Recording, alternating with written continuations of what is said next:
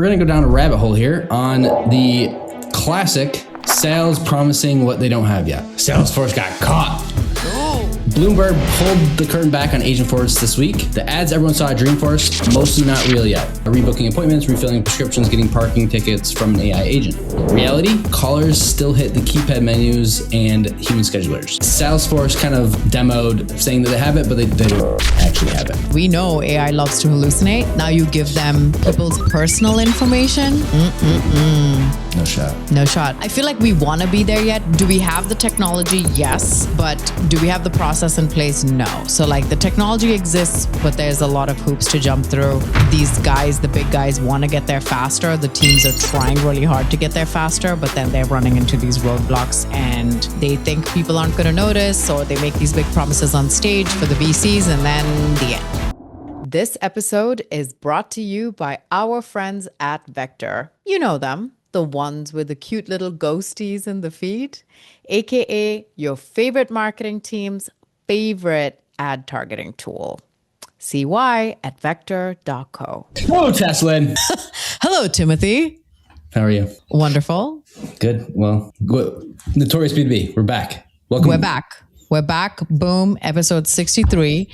Do you think that we will still be doing this when we are 63? No, I don't. Hell no. Absolutely not. At that point, I'm either hoping I'm out of B2B or AI overlords. I hope to never abandon B2B. Can you be passionate about B2B? Because I'm passionate about B2B. Yeah, right now I am, but it sounds terrible long term. You'll be a retired lacrosse player, Olympian, sipping on a pina colada. Probably B2C. B2C. That's your retirement plan is B2C. B2B, maybe B2B to B2B to BC. Maybe B to BC. Okay.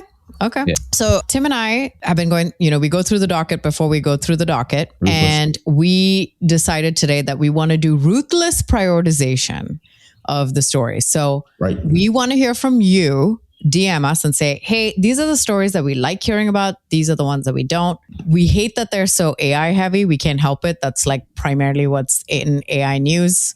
But if there's something you want to hear about more, let us know. And if there's something you don't want to hear at all, let us know too. Yeah. Right? Yeah. Beautiful. Okay, let's get started. Faking it till you make it. What? Who? Oh, I don't know. Let's see. Let's see who's faking it till they make it. Salesforce making it, or faking it till they make it. Starting off, we're going to go down a rabbit hole here on the classic sales promising what they don't have yet. So this is a post from Abhijit Kumar. Starts it off strong. Salesforce got caught. Great start. Bloomberg pulled the curtain back on Agentforce this week. Agentforce, if you've seen the kind of hoopla there. The ads everyone saw at Dreamforce, mostly not real yet. University of Chicago Medicine, the ad shows patients rebooking appointments, refilling prescriptions, getting parking tickets from an AI agent. Reality, callers still hit the keypad menus and human schedulers. It gives a couple more examples. Long story short, at Dreamforce, or Agentforce, is that what they call it now? Salesforce kind of demoed their new product. Is it the Agentforce? Yeah, yes, Agentforce. Okay. Product.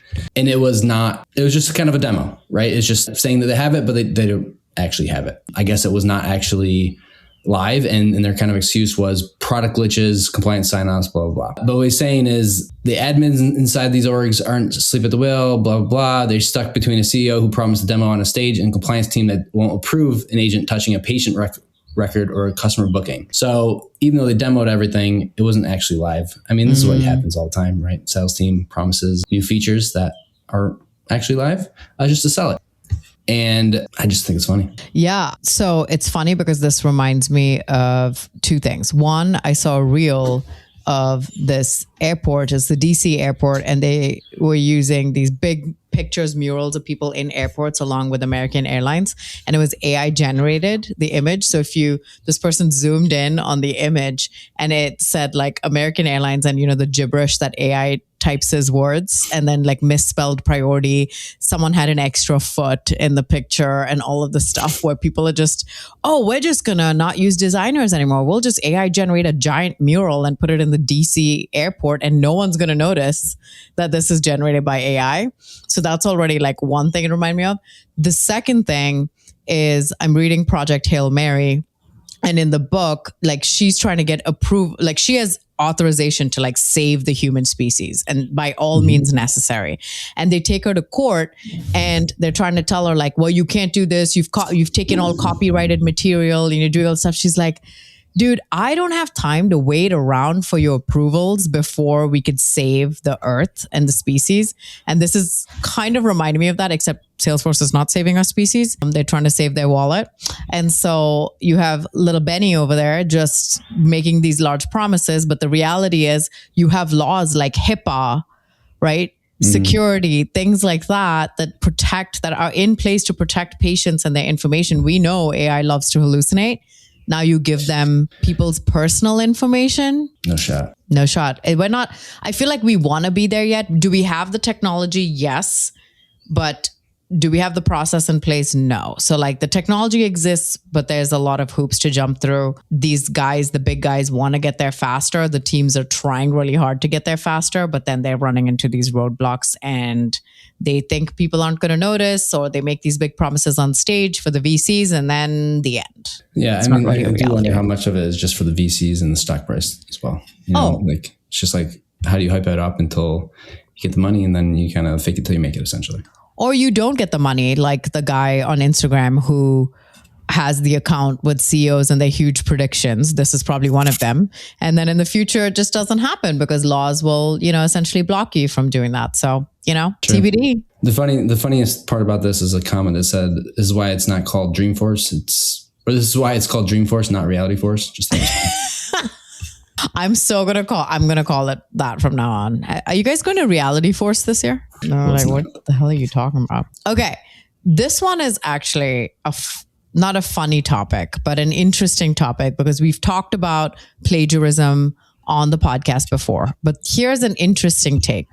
Most times when we see these stories, it's like, hey, someone copied my post like word for word. And you and I have even said, well, okay, if you get inspiration and you do kind of your own spin on it, that's okay. But this one caused some stirrings this week on LinkedIn. So Nicole Ramirez, she's actually quite famous on LinkedIn. Like how many followers does she have? But so she does like LinkedIn coaching, content, yada, yada, right? I think she ghostwrites. That's like primarily what she does. She has 44,000 followers. Okay. And she has some good stuff. Like I've seen her content run. Yeah. So she said, I don't do this often. Naming someone publicly is not my style and it's not something I take lightly. But when someone is actively selling ghostwriting services while using other creators as, quote, templates, the lesson needs to be said out loud and so does the name. P.S. He blocked me after sending this message, so I can't tell him this, so I'll say it to all of you. So he said he posted a newer word-for-word version of my post this week, and when he was called out, the response was that his team had saved it in their content bank, and that the idea was purely from his own experience. This is always the excuse. It was on my swipe file, it was in my content bank, and whatever, I reworded it. His business is a LinkedIn ghostwriting agency. So inspiration, she's saying the distinction is this. Inspiration is you read a post, something about the topic, the hook, the cadence resonates. You think about why it worked and you go and write something from your own experiences that capture that energy. Plagiarism sounds like this. You save the post as a template, you let AI fill in the examples and post it as your own lived experience. So my voice is why people noticed, and within an hour of him posting it, it was sent to me because it sounds like me with the cadence, the humor, the references, the way I build to a punchline. And that's because of 2 years of consistently showing up as myself. That's why people sent it to her.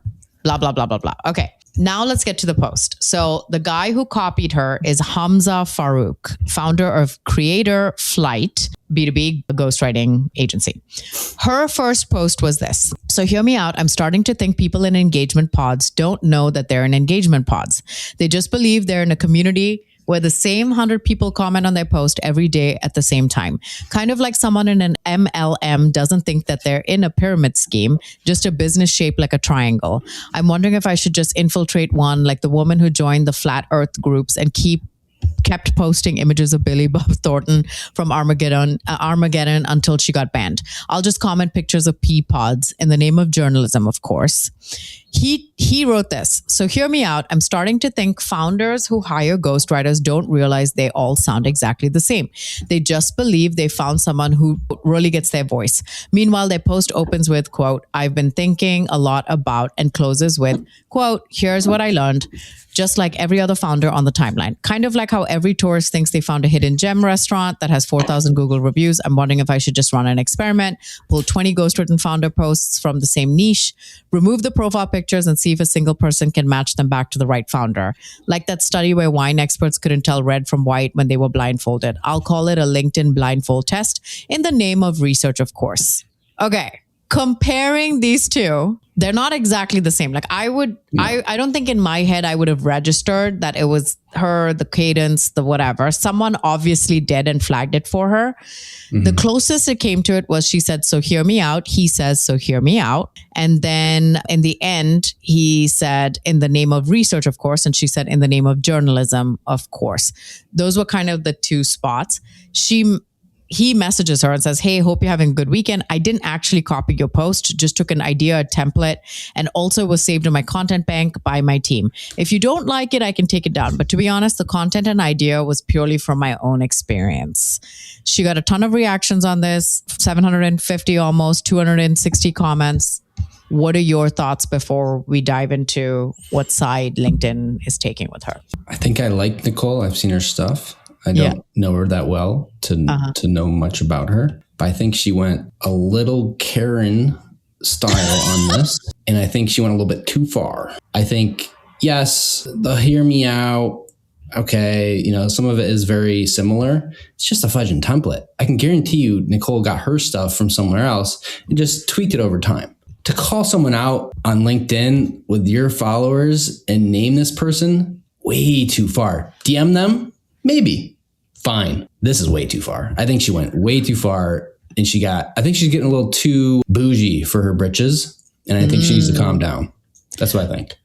The comments also support her, by the way, which is... So I'm obviously very sensitive to the plagiarism thing. We've talked about other creators who verbatim lift stuff. They don't give credit. They literally copy a post, copy infographics, copy shit from Instagram and write it out here instead of just posting the meme. Like they'll just put that stuff out there. I hate that shit, okay? Because why? We put so much effort and time into our content. So it's annoying when someone just like lifts something from someone else without credit. Fine. However, I will say this, which is not to support Hamza, whether you could replace him with anybody else. I always go back to, I took all of Justin Welch's courses where he talks about how he gets ideas for content. That guy's huge on LinkedIn, right? And his whole thing was you find tweets, posts that you like, you create a template out of it, and you save it in your content bank and you post it. Is that right? No, probably not. But that is the way most of, especially that ghostwriting side of LinkedIn and that world, that is how most of them do stuff. There's plenty of templates that you've taken. Like it's, contrarian advice. That's coming from a template. One person posted about it a while ago. Someone analyzed that and said, wow, this is a really good post. I'm going to use that hook one day. Just the other day, I saved something in my idea bank and it was Anthony had posted a graphic that said 8 things to consider if you are considering repositioning or something like that. And I was like, oh, that's a really cool way to say, that. And I'm like, oh, I gave myself the idea. I screenshot his thing and I said, oh, like 5 things to consider if you're working on paid landing pages. Like I just wrote like an alternate hook for my stuff. But obviously what follows that, the 5 points are going to be mine. So is that plagiarism? I mean, I would give Anthony credit and say, oh yeah, I saw this idea from Anthony a while ago. But even if I did, would that be considered plagiarism? I don't know. I feel like the line's blurry there. We might need a vote. I think she went too far. In her comments, she posted the first comment, which got 43 reactions. And she said, P.S. I went through other posts and it looks like he's doing this to other creators in the space. He tags them and she tags. And then someone said, hey, someone copied and pasted my writing this week and it didn't bother to change a single word. That one, I would say, is more plagiarism. Yeah. Different. I mean, there's different. Yeah, it's different when you're like, oh, there's a hook inspiration or there's something. But like all the middle stuff, he's talking about like founders who are hiring ghostwriters. Yeah, she's 100%. Talking about engagement pods. Like it's not like he took exactly what she said and then tried to sell his ghostwriting on top of that, which is where most people get really annoyed. So I don't know. Sorry, Nicole. We're not with you on this one. No, to be fair to her, if she saw that and then she went to go through a number of posts and started noticing a trend here, okay. I get it. And so there's like a buildup there. But I think she started off with just doing that, like the post, and then did the research. I also think she knows that these kind of posts go viral. So good for her. Yeah, it's Calm true. down next time, though. How about that? Relax. All right. I kind of want to do it just to see if I can do it. If it actually works. Okay. If she starts to post me in or tag me in her post, that would go viral. I'd be in for that. I'll take that. Oh, geez. Okay. But what if someone made a skit of them cutting fruit, but they were talking not about B2B marketing or LinkedIn ads? You can do whatever you want. You would be okay with that? Again, video's tough because you literally can't copy video. You can copy the format. Yeah, the format. But it's a form, like, so if we take it back to video, every video has been done. Yeah. Talking head, cutting fruit, freaking skits. Like all of those have been done. No one's doing anything special. It's a format. Is that copying? Yeah, I don't know. To Nicole, it is. Yeah. Templates, I feel like templates are different than... So if someone starts their video with, "What's up, chat?" Yeah, like every single YouTuber. Yeah. Is that copying? Yeah. See you later, fam. Like, subscribe, like, and follow. Is that copying? Maybe. Yeah, you're right. I might do my own digging. I want to see if she copies anyone. Okay. Sounds like a job for the VAs. Yeah, VAs will do it. I'm not doing it. Okay, but you know who actually is too relaxed and needs to add some sense of urgency into their work? Good segue. Terrible segue. Not relaxed at all. Well, they're late. I'll give you that. Yeah. So this is... I just want to start off with the magic quadrant here. We're going to show a post here of the magic quadrant for enterprise AI coding agents by the Gartner. The Gartner.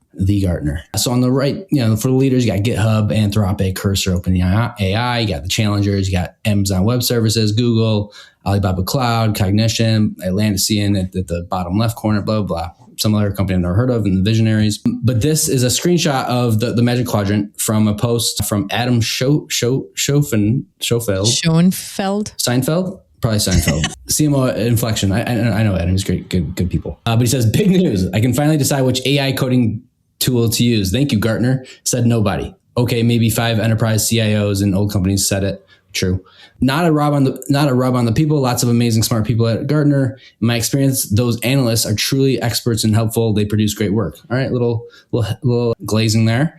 But the analyst model is built for a world that no longer exists. They're easily a year late to cover the space. And when they refresh it next year, everything will be different. I don't think these firms are dead, but I wonder how they will evolve. How do the legacy analysts firms fit into this new world? This is true. This makes so much sense because, like, if you've ever gone through this process, it takes like forever. Yes. And within that time frame, for at least for the AI models, like Anthropic would have went from probably Claude 3 to 4.7. Yeah. Before they even get the report out. Like this is just like beyond true. I mean, the Gartner quadrant for this stuff makes zero sense. Zero. Like I don't know much about AI coding agents specifically, but I can guarantee you there's new companies here that are not being recognized. And outside of the new companies not being recognized, you and I talk about it all the time. We have AI fatigue where new stuff is being launched every week. Like Anthropic, like OpenAI was behind Anthropic, and then Claude Code, everyone was about Claude Code, and then Codex came out and everyone's like, Codex is way better. And they're just going back and forth. And every week there's a new front runner. How do you, by the time you approve and get that stuff out, like, I honestly think that, okay, maybe the old analyst firms aren't dead because there's still a whole bunch of other product categories like loyalty management platforms. Okay, like that's whatever. Also a lot of it is pay to play. Fine. Those things aren't going to change. So I don't think they're dead. I think that they're going to have to move a lot faster.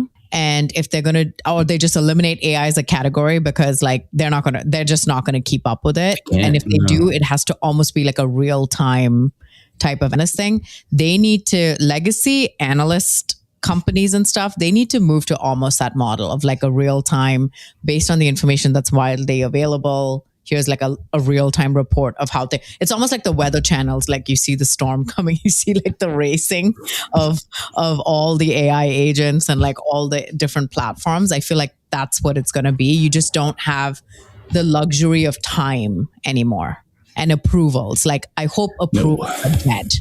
Like, approvals need to be dead. Oh, 100%. I mean, this one has GitHub next to Anthropic. I mean, it's probably within this time frame of them doing the research, the GitHub, all those kind of like GitHub, like the security, there's something with security a few times. It's just, this is dead. This is ridiculous. Yeah.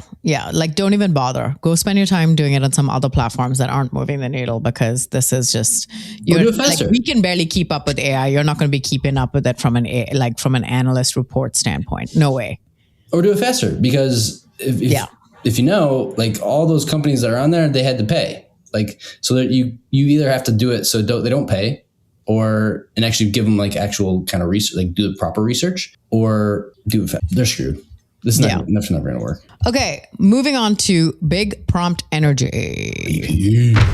Big prompt energy. All right, our first one, this is funny because we're starting to see a lot of these stories surface. Melissa Rosenthal, our girl, who has now become like kind of like the news girl, right? So this has been her post format lately, which is screenshot an article, provide a little summary and her opinion on article, goes crazy because it's relevant to many people. It's all right though.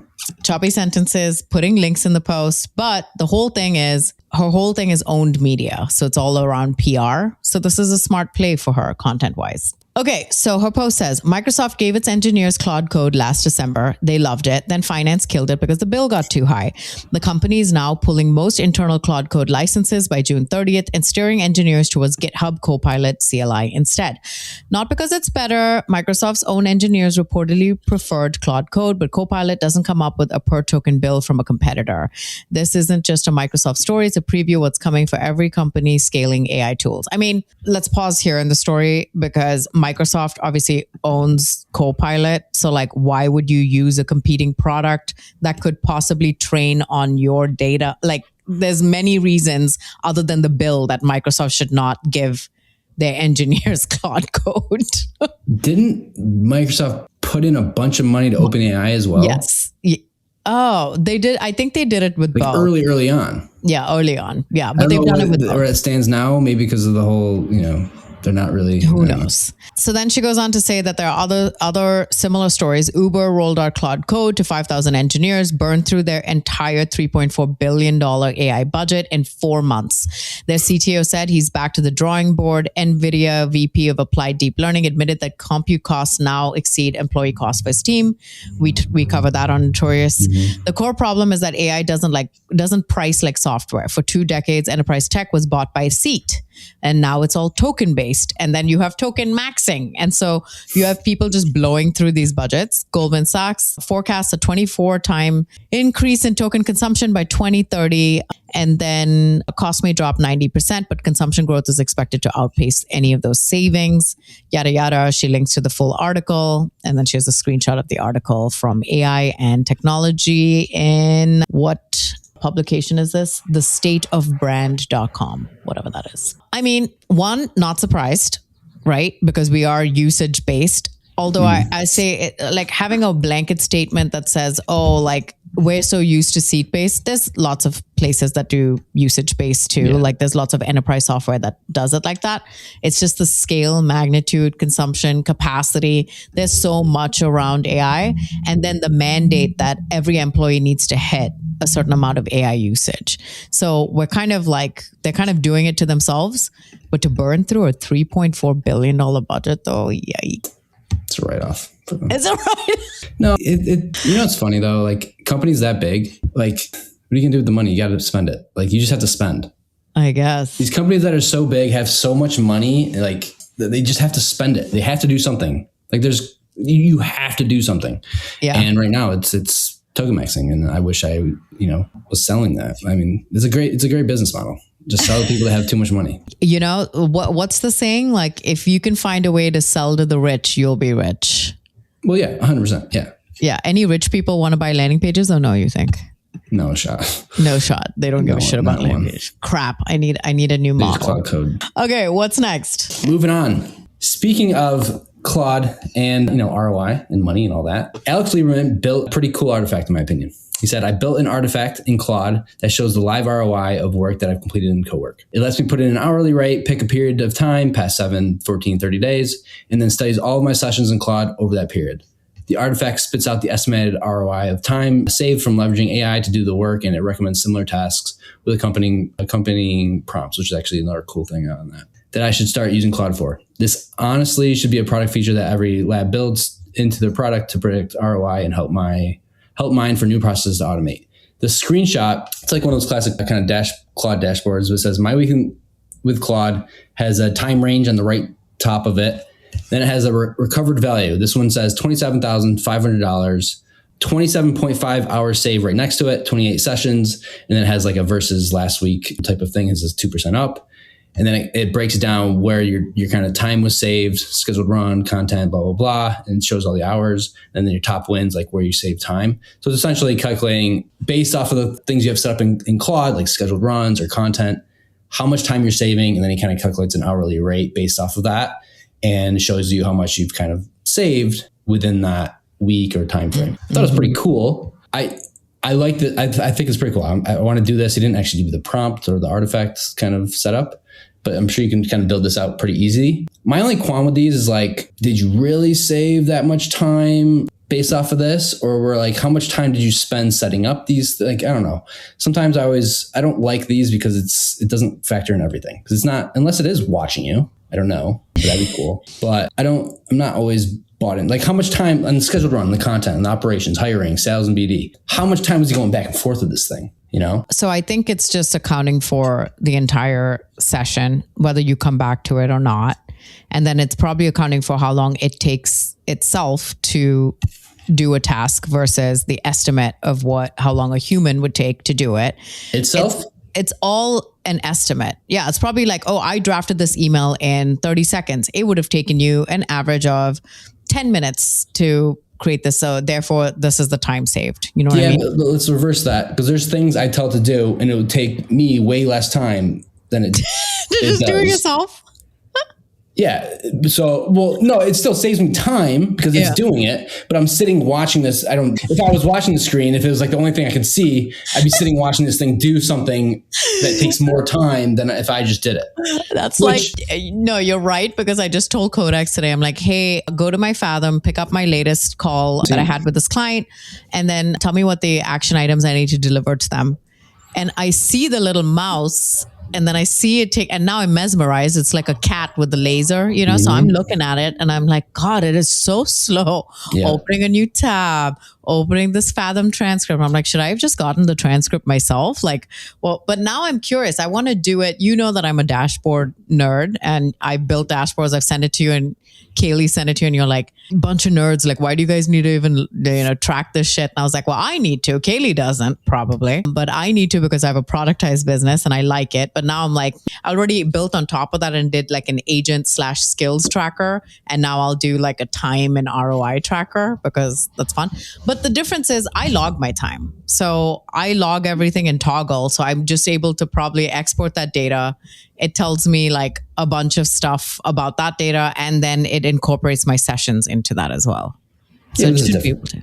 I know it's different. Yeah. What I was saying, like, what is it clocking how much it takes it or you would take it? Because like if it took an hour to do a task that I could have did in 20 minutes, is it calculating that hour in this dashboard versus the 20 minutes that it took me? So yes, it took you an hour, but it only saved me 20 minutes, not an hour. I guess the assumption is that it frees you up, even though it takes you, it frees you up 20 minutes. Even though it takes an hour to do it, it frees you up 20 minutes to go do something else. The other thing is maybe the first time it takes it an hour, but then in the future, maybe you save it as a skill, you save it as a workflow. It won't take as long the next few times, or it automates it and takes that mental load off. So I think the ROI has to come in many ways, not just money or time, but also like mental load, peace of mind, like that. I agree. I agree. And I think it's very valuable. Yeah. I'm just saying, is Claude just padding the stats here? Maybe. Probably. I feel like it's padding the stats a little bit. Did you really save $27,500 in a week? Look, one thing we freaking know about AI is that it loves to make shit up, right? And so there's probably some portion of that dashboard that's made up, And I wonder, like, okay, the scheduled run was 13 hours. Did it take you 13 hours this time because we're tracking it and you're measured on hourly now, or could it take you 10 hours and if you're not measured on hourly? You know also, what I'm saying? Like, is like, it bad in the books? It also said 27.5 hours and 27,500. So so his hourly rate that he put in was 1,000 an hour, I guess. Yeah, and I mean, as a CEO. Okay, Alex. I'm sure it's calculating all his investments and his back-end stats and all this stuff. What if that whole post was just him trying to brag about his hourly rate being $1,000 an hour? Maybe. Worth it. It's a good workaround. I think I saw a comment that said, like, your time's actually worth more than that. It's like, okay, maybe. Yeah, there you go. Okay, moving on. Hey there, Jess Cook, head of marketing at Vector here. And anyone who listens to Tass and Tim on Notorious B2B is a friend of mine. So I'm going to hold your hand while I say this. Native targeting is filling your funnel with ghosts. Wouldn't you rather put your ad dollars toward, I don't know, people on your website, clicking your ads, researching your competitors? I know I would. Vector lets you build ad audiences from those exact people. Unlike native targeting, which gatekeeps that shit, only letting you pick like some titles and industries and then just trusting them to show your ads to the right people. Boo. Okay, rant over, go to vector.co and get your ad audiences right. Last week, you didn't believe me when I said that Google is changing how they're going to do their search. And then now it's actually big news this week. Marketing Against the Grain covered it. CNN has covered it, which is the article I'm going to reference. But basically, the entire interface is changing of how you do search now. Okay. So CNN says Google's making sweeping changes to its iconic decades-old search engine. So something to note, the actual interface of Google has not changed in 25 years. Like, they've made modern updates and stuff, but the actual, like, type my search into the bar, it shows me a list of search stuff, listings, that flow has not changed in 25 years, okay? So now what it's doing is you type in something in Google, you're not going to just be like accounting software. You're almost going to prompt it like you would an LLM. Hey, I'm a solopreneur, like I run my own consultancy, I'm the sole employee, I don't need all the bells and whistles. What is the best CRM for me? So all the searches are going to go conversational, very long form, long tail, and they're not going to be necessarily keyword based. So that's one. So like you open it up, you type that in, you're going to type it like you would into ChatGPT or whatever. You're asking kind of a conversational question. So that's one change in user behavior of how we're going to be asking questions, apparently. This is what I've been told. I'm just the messenger. Don't yell at me. So then it'll pop up the answer in an AI overview. And then on the right-hand side, there's going to be a panel of all the citations, which is all the sources of the articles that it's pulling all this AI overview information from. You can choose to hide that panel. That's the sucky part. So someone could be like, fuck it, I don't give a shit about the sources. I'm just going to hide it. And then all they see is the overview. Google is going to try to put the source next to the overview. I don't know whether it's going to do it every time, but there's that. But now they're basically saying that with SEO, earlier you used to rank number one, and then you'd be like, oh, here's all the referral traffic. We're going to really optimize for this word, and we're going to write a blog for this. But now, even if you are number one, your percentage chance of showing up in the citations for Google in the sources and being listed is 17%. That's it. You just have a 17% chance of being shown if you're number one. All that SEO hard work that you did. So Stein spoke to CNN about a new feature that lets Google generate custom visuals, interactive graphics, and even mini apps running on Google's search page. So Google is calling this information agents. You ask a question, it goes out and collects like all the information around that. Oh, I want to take up gardening. Where do I start? Okay. This is the kind of gardening you can do. Here are links to equipments you can buy. So it's sending out all these little agents and doing the shopping for you, getting the information, and then it's prompting you to search more. So it'll say, do you want me to give you a list of supplies to go buy at the store? You know how it does the follow-up thing? Mm-hmm. It's going to basically prompt people to start asking more questions.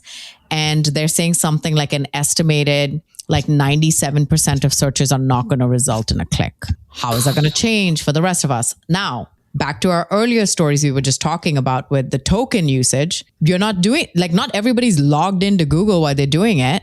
How does that work? What is the usage going to be like there? It's just like, okay, per question per session, you're not logged in. Is it taking from a tokens, or is it just like these all the searches? They said something like there's 2 billion AI searches already that they're dealing with. So where are those tokens? What's the consumption capacity like with Google from that? Because it's obviously powered by Gemini. It's probably just written off. I mean, it's probably ads, right? Like at some point. Maybe the ads are paying. Just pay for it. Yeah, ads just pay for it. That's smart. So basically, they told CNN, ChatGPT just trained people to search differently already. Now we're just going to leverage that on the Google's like main page. And then you can even search based on, like, you can take a screenshot, circle something and be like, what the hell is this? So, it's just like, it's going to change how people search.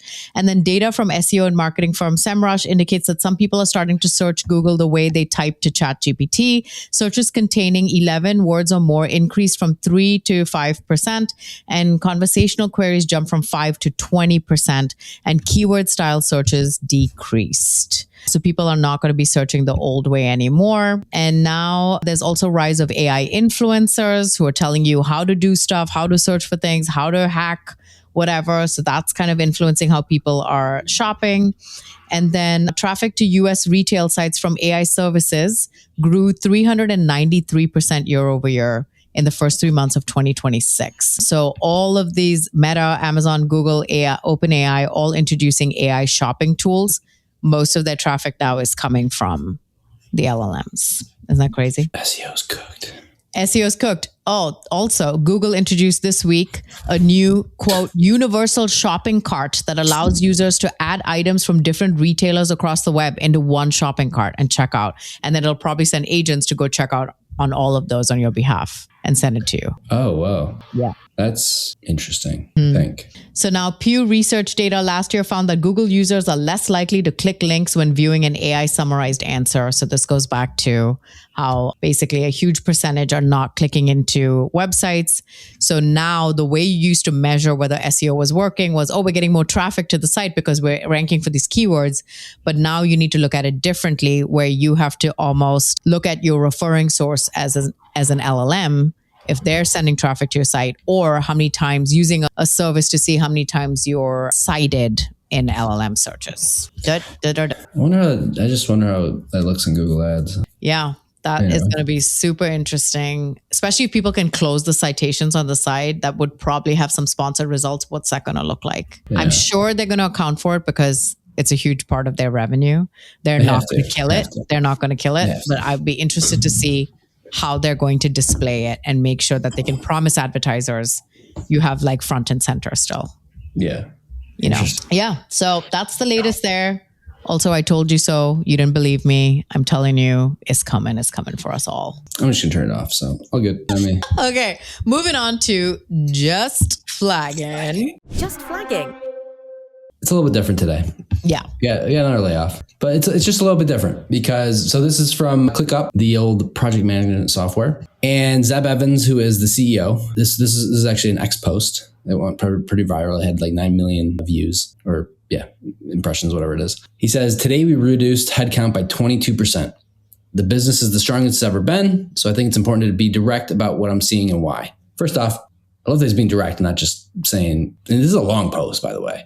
He's not just saying, it's because of AI, which some of it is, I guess, but he is calling some things out. So a few things he's called out. I'm not going to read the whole thing. This is going to be the human didn't read type of summary. The actual TLDR, not AIDR? AIDR, but with human. Yeah, human interaction, Great. As you should. But first, he says it's not about cutting costs. It is about, he's actually going to take the money, because they're doing well. He's going to take the money and actually give it to not give it, but make it possible to make the people that have stayed are still at the company to make more. Because he's actually introducing kind of like $1 million pay bands. Yeah, pay bands. So he's got it right here. He says, we're introducing $1 million cash a year salary bands with a path available to nearly everyone in the company, if they produce 100x impact by creating or managing AI systems. So that's where it gets crazy. So it has this section here called the 100x organization. And he says, the primary change is that we're restructuring around what I call a 100x org. The goal is to 100x output. The roles required to build this at the highest levels are fundamentally different than what they were a year ago. And so we're kind of reducing people. Incremental improvements to existing systems won't get us there. He needs to 100x what they currently, like the output from every employee essentially. And you're going to get paid more for it, which is very interesting. But he says this is only possible with 10x people that have embraced and adopted new ways of working. So it kind of also does come back to, you're going to get let go if you're not embracing AI. This is kind of like the new and improved type of way of thinking, I guess. But the future is, he thinks every company's going to do this. The ones that do it proactively will define what comes next. This is why they did it. The future is not fewer people, it's different work, new roles, and better rewards for those who embrace it. I'm not sure I understand the future is not fewer people if you laid off 22% of people. But all right, we're already seeing entirely new roles emerge, like agent managers that didn't exist a year ago.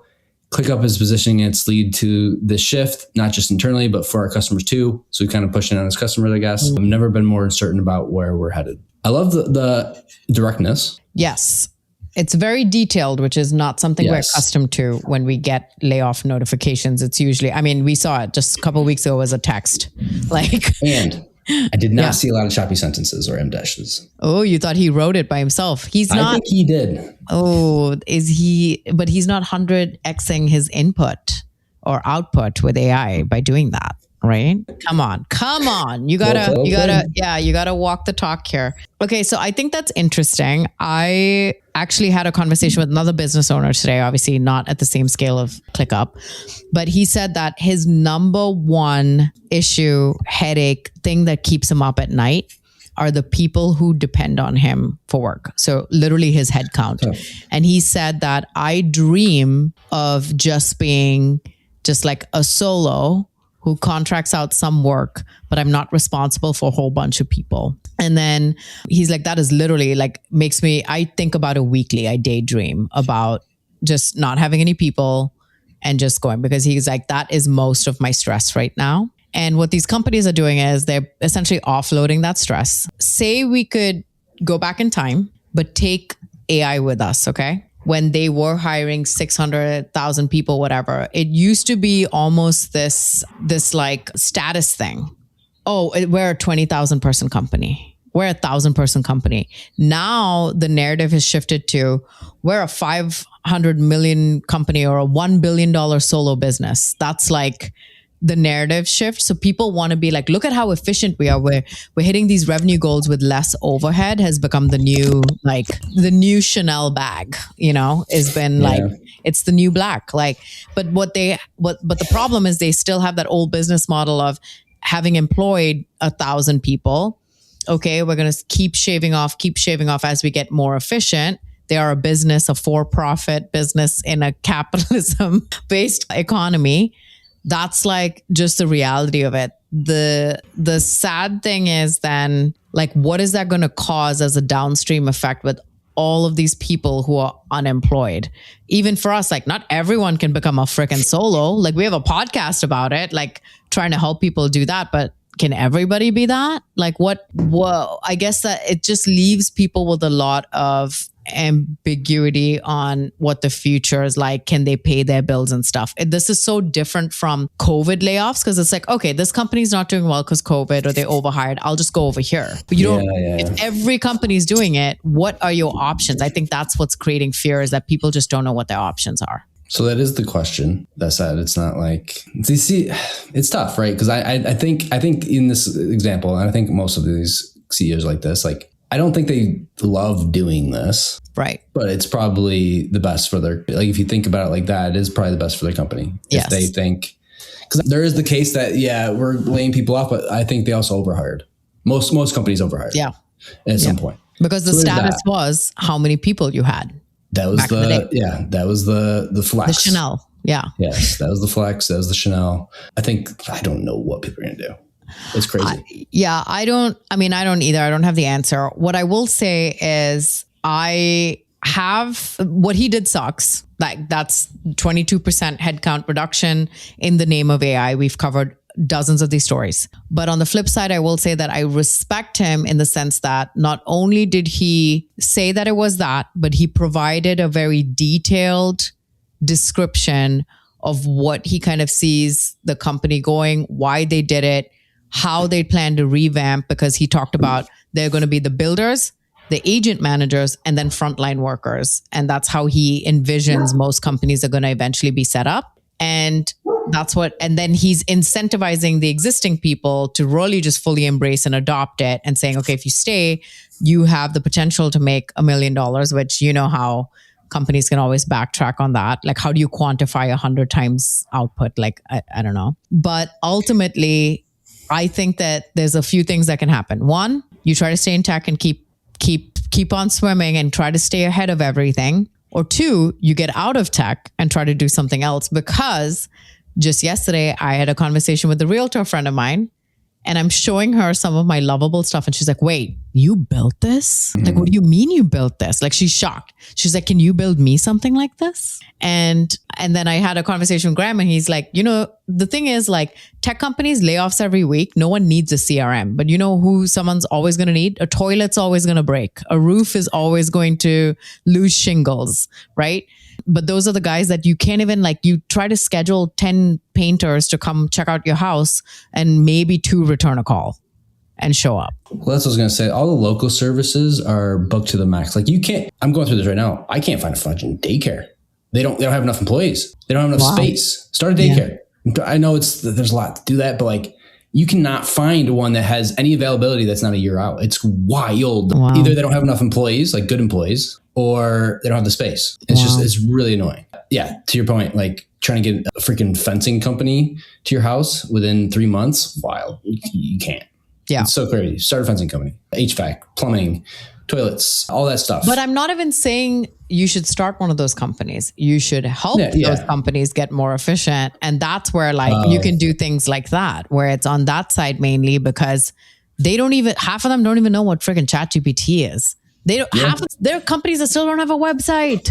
It's 2026, bruh. Get a friggin' website. Vibe code one, you know? So anyway, nothing to say about that, but I do respect that he was honest upfront, and, you know, too bad for the ClickUp people, but at least they have a logo now. People in our space at least know what ClickUp is, but yeah. But so let's play this out though. We'll do it for a minute. What if the 100x output is true and you make more millionaires than ever? Oh.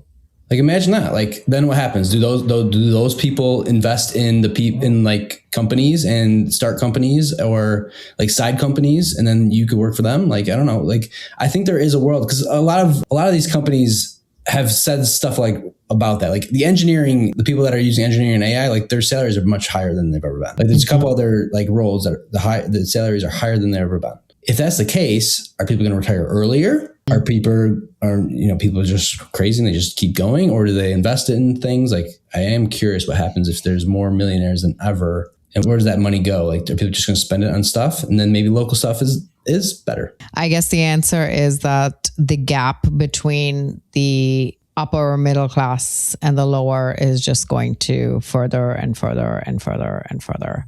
You had more people getting rich from that. A lot of people laid off, can't get a job. So it's just, you know, hashtag capitalism.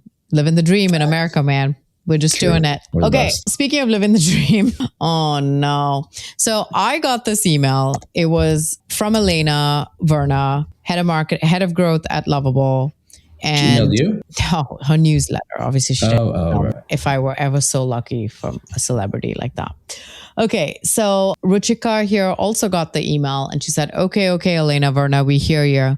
Nothing like a 10:45 p.m. lock screen career threat to keep the growth mindset alive. Subject goals, though. And her email said, it's from Elena's Growth Group, and she says, you'll lose your job in 2027.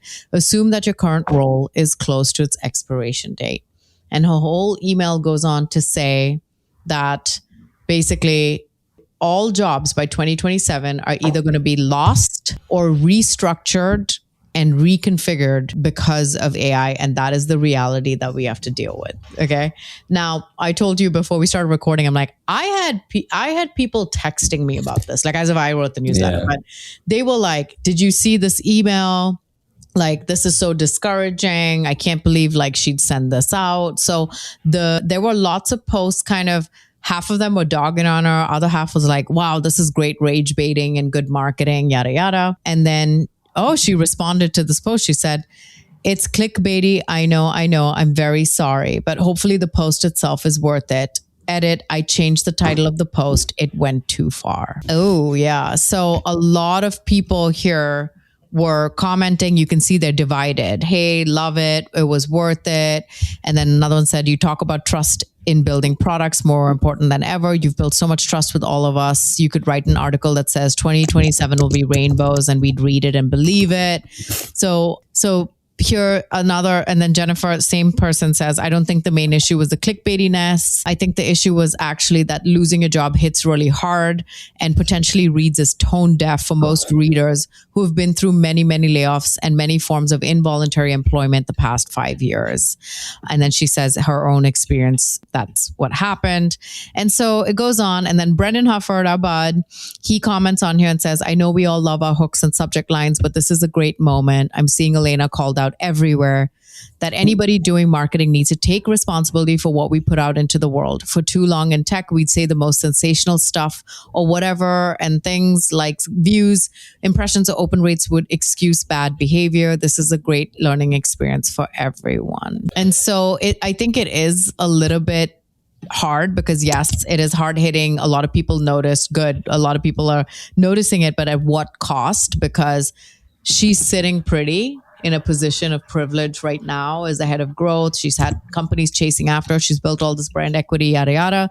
Not everyone is sitting in that position, right? Like there's like just in the last week, I know companies, like people close to me are like holding their breath because they knew a layoff was coming and they would not know for a week whether they were included or not. So the companies mentioned, "We're going to do layoffs. It's going to happen on this date. Go about your week." And you're like, well, morale's super low. No shit, it's low. All week, you're like, I don't know if this is my last week at the company. Every quarter, companies are doing layoffs. I just got a message that one company, I read it to you, and it's like they've had, a series of layoffs in 5 months, like 3 or 4. So it's just nonstop. It's nonstop. So I think that maybe her lesson was really good in there, where she's saying, hey, just our jobs are going to be changing. Maybe she could have said, by 2027, our jobs and our roles will change. But to say you will lose it, I could see how that came out as tone deaf, to a lot of people. That's tough. Yeah. There's nothing worse than it's so sad, but it is true. Like the feeling you have when you lose your job is worse than many things. And it's funny because a lot of the companies are saying, hey, it's just business. It's just business. The problem is it isn't just business. It is business. It is business, but it isn't just business. It is very personal to us. We sacrifice a lot of personal time. We've answered many off work hours Slacks. That's true. We have done lots of meetings we didn't want to. We have answered bosses' phone calls at 7 p.m. Very specific example I'm giving everybody. And, and then be told you got to be a team player to do this X, Y, and Z.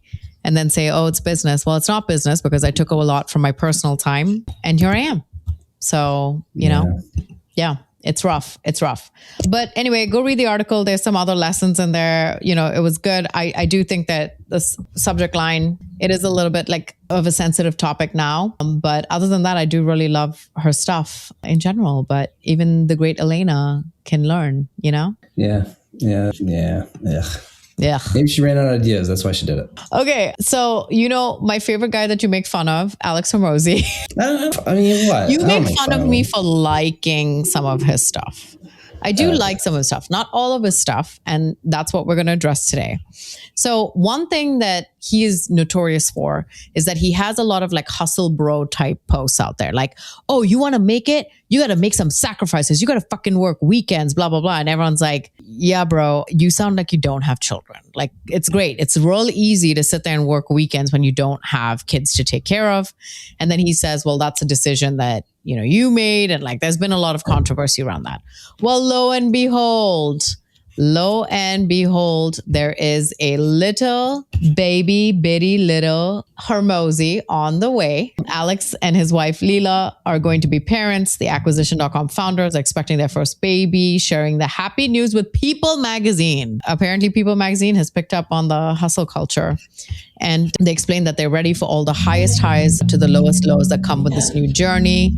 And Dave Gerhardt commented on that and said, thank goodness, which is so funny because it's true. Like the hustle culture, like I can't wait to see them try to manage this. But then you made a very good point where they're stinking rich. So they're probably going to have plenty of childcare and then going to give us advice on continuing to hustle and how it isn't as hard, and their parents, and now they know it's not as hard, and it's probably going to get worse if we're being honest. You think it's going to get worse? Just the advice, like we're parents now and we're going to say, you can make sacrifices, you can do it. And we're going to be like, well, we don't have 24/7 nannying like you guys do. Or do you think it's just their time? It might be just their time, but I'm waiting for the advice that they're going to have post baby, whether it's going to be worse or more empathetic and understanding. It's definitely going to get worse. I don't know. I feel like it's going to get better. I think he's changed. I think it's going to change him. And I think it's not going to be about hustle culture anymore. Oh, okay. I think he's just taking it. I think it's going to be a new how to make your kid into a guru 5 years by 5. Okay. All right. Let's take a bet. Okay. The first time he posts about the baby, okay, not the first time, but like if he makes a post about the baby and he says something related to now that we're parents, you know, if he's more empathetic and like, I understand, you know, the hustle thing, blah, blah, blah, I'll give you $100. But if he posts something that's the opposite, where he's like, now I'm a parent and we're still pulling in, you know, this is how we've 10x'd our productivity, even though we're parents and you guys are all crybaby bitches, you give me $100. Deal? Deal. All right. Deal. All right. Yeah. He has potential to be a big troll too. Good for him. Yeah. I think that I have a higher chance of winning. I don't think he's going to turn the corner. He can't. No, shot. It's actually going to get a lot worse. I just lost that for sure. Yeah. Just send me the $100 right now and call it a day. Or he's going to turn into like a motivational person. Frequency? No, motivational. So everyone high frequency. Everyone kind of goes into, I get it. Everyone kind of goes into their stages, right? Like, and at some point, everyone turns into the motivational quote stage. Every company does that. Okay. All right. That's going to be us one day when we're 63. Okay. Moving on. Circling back. Circle back. I would say it's a quasi circle back. Okay. Because I think it was last week we talked about the big hire by Anthropic. Now, related to all the AI overlords, another big hire. So the CMO of ServiceNow has moved on from ServiceNow and is now going to be joining OpenAI as the Chief Marketing Officer, business. So probably the B2B side. Wow. That's kind of interesting. So they're really pushing on the B2B side. Honestly, pretty big hire. Yeah. I'm trying to think how he's actually kind of younger, I feel like. But he was, so even before that, he was at ServiceNow for 2 years. Before that, he was at Salesforce and left there he was there for 13 years. Left there as the executive vice president of global marketing. Before that, he was an athlete. Whoa, he was a racing driver for That's cool. Red Bull. That's cool. Why did he come to B2B? Yeah, that's interesting. So he started off at Salesforce as a director of product marketing in 2011. How does this happen? How do you go from a race car driver to some soul's head of marketing randomly, and then you just get a director of product marketing at freaking Salesforce? Man, you know what? Some people love it. That's just, what? Okay. I'm not gonna get my soapbox.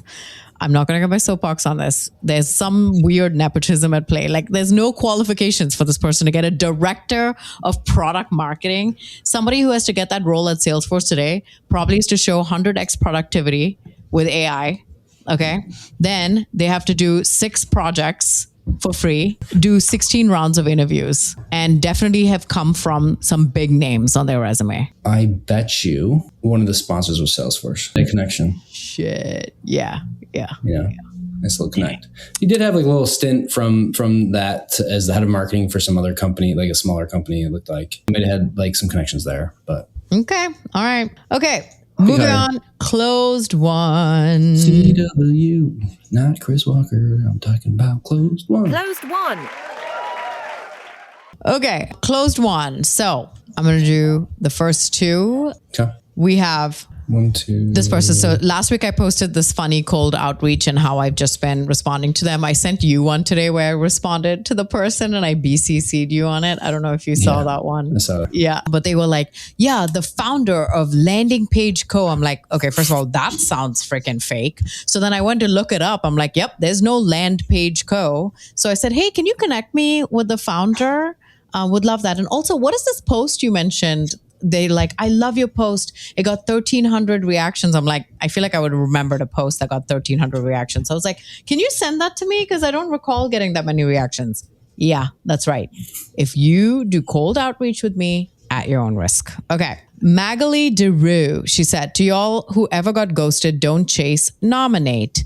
And she has a screenshot of her saying, to a prospect, hi, checking if you're still interested. They said, figuring out a few things. And then they said, okay, no rush, but I can hold your spot for the next 2 days. Let me know by then if you'd like to go ahead. Doesn't do anything.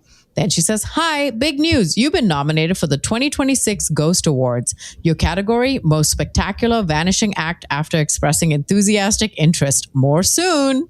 And the person actually responds with a laughing emoji. It says, I'm sorry. There are a few moving parts here, which I'm trying to sort out first. But she got a lot of clout from this post, over 1,000 reactions, bunch of comments. And, you know, at least it worked. I would have been so annoyed. Would I have been annoyed? Would I have laughed? I don't know which one I would have done. What would you have done? I think it's pretty funny. I think it's a good idea. I'm going to try that. You're going to try it? I don't do outreach, but I'll try it for something. If someone doesn't respond to me for some reason, I'm going to do that. All right, cool. Fine. Maybe I don't know, someone that doesn't respond to me in the grocery store or something. The grocery store. Who's ghosting someone at the grocery store? Man, Well, if you're you know trying what? to get, It is such a waste that you and I are like boring in our outside lives with like marriage and kids and stuff. Because if we were dating, you know how many stories we would have to share on this podcast from like just dating stories? It's freaking hilarious. But okay. Shannon Kuran says, things I say to my toddler that I also say to Claude. Number 1, please don't make anything up. Did you hear me the first time? Where did you get that from? Are you sure I said that? Can you try again? One more time. Okay, one more time. Last time, please.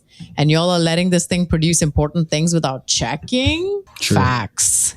But it's also funny that on the other side of it, I feel like I'm talking to people with AI stuff. So like there, I think it was last week I said to you, actually, I was like, this is the prompt I gave my VA or something like that. And it was just like, it's like a Slack message, but it was just like, this is the prompt instead of saying like, this was the instructions or something like that. So it's a little weird, you know? Yeah, we're still learning. Okay. Prashant Bhushan Sharma. Dang. He said, I sent a thumbs up emoji to a Gen Z colleague. She pulled me aside and told me very politely that it felt passive aggressive. I apologized, obviously with a praying hands emoji, which I have now learned is acceptable. What followed was a 20-minute masterclass I didn't know I needed. Apparently, the humble thumbs up, the emoji I've been sending since 2014, the one that I thought meant great, sorted, love it, now means okay, sure, whatever. I'd been passive aggressively responding to my colleagues for a couple of years without knowing it. So here's what I was told. Checkmark emoji, neutral acknowledgement, safe.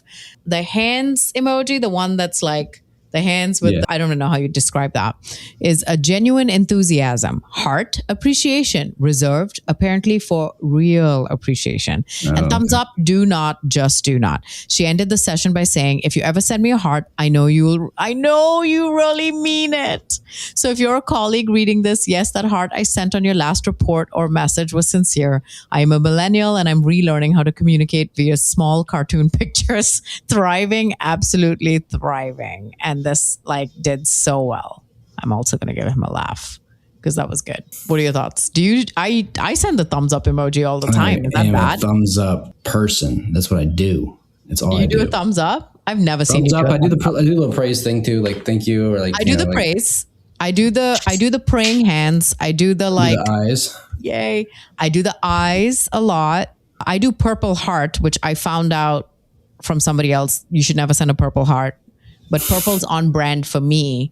But purple actually means, like purple heart actually means you're horny or something. I don't know. Something like weird. Someone told me this. I was like, I ain't stopping. So whatever. Say what you want about me. Yeah. I love how people can just make stuff up. That's the And I best think part. the check mark is cheating because it's a default one in Slack. It's like the first thing That's that pops fine. up. Yeah, I think I use that more as like it's done. yeah, like got it. Like it's done. Oh, like it's done. Like if they gave me like if there was a couple tasks, this would be done. Okay. You don't Like, can you say do like this? I got it Done. done. Okay. Interesting. Yeah, I mean, good. I'm sure. I don't really use that much, but I think thumbs up. I'm using thumbs up. I'm sorry, but it's happening. Oh yeah, I don't I'm know what to using say. thumbs up. I just used a thumbs up the other day with a Gen Z person. They're probably spiraling right now. They're still Yeah, spiraling. if you say that, I'll just thumbs up your message. Yeah. Yeah. Seriously, it's fine. Okay, Eduardo Ordax said a developer built a physical button labeled I got fired. One press and it makes the company code base public, pushes secrets to a public repo, drops the staging database, notifies his lawyer. The best part, the comments. They're full of devs asking one question, where do I buy one? That's funny. That's freaking brilliant. What would the marketing equivalent be to I got fired button? All the decks in Google Drive are gone. They're all deleted.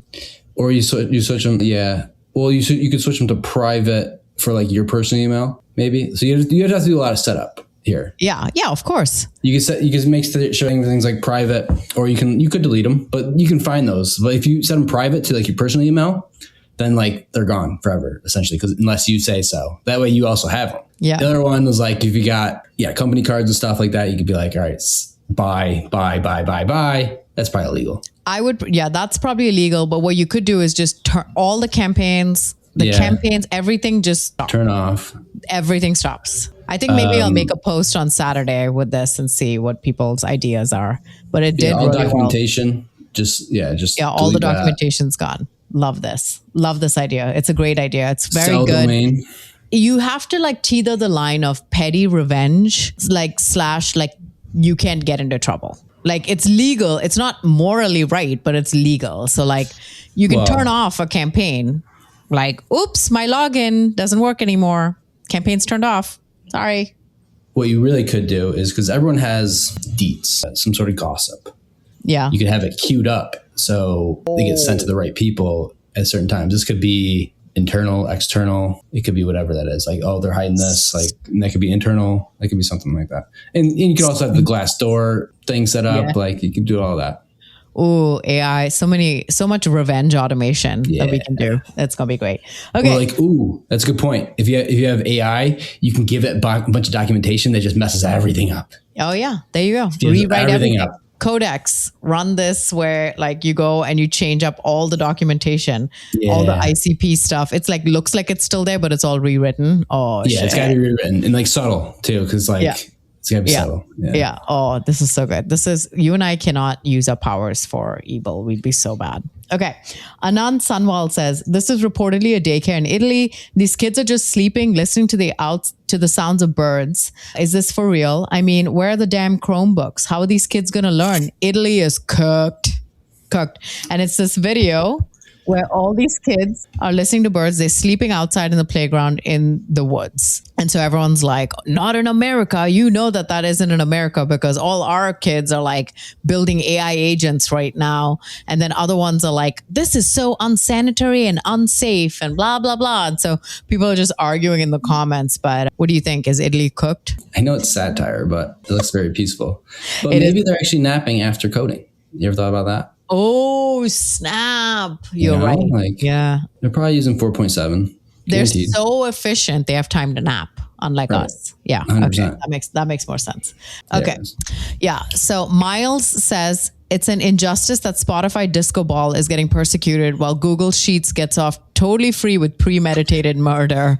And as we know, Google happily changed all their logos, told nobody, zero warning, while everybody was harping on Spotify's Disco Ball. They changed theirs and like very few people talked about it. And to be fair, these are hideous logos. Like, I don't even know what my tools are anymore. They changed the whole suite on me. Even my apps on my phone, I'm like, what is that? What's this light bulb? Oh, it's Google Keep.